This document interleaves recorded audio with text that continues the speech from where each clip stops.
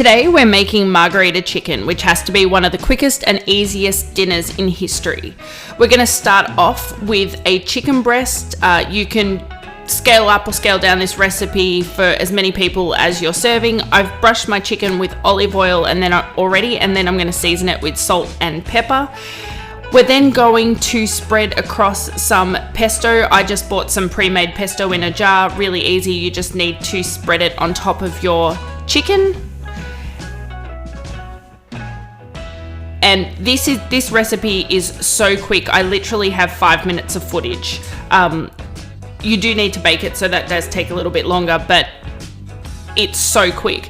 We're then going to put some mozzarella cheese on top. You can use fresh mozzarella, you can use grated mozzarella like what I'm doing here.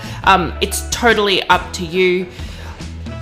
And again, put as much or as little as you like. It's really up to you. We like a lot of cheese. If you like less cheese, put less cheese. You're the star of your Margarita chicken.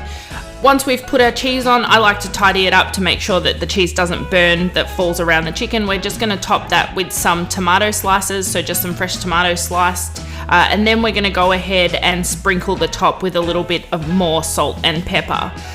The last thing we need to do once we've done all of that is put it into a preheated oven, and we're going to bake that until the chicken is cooked through and the cheese is melted. I'm serving mine with some broccoli, just some boiled broccoli, and that's really as easy as the dish gets.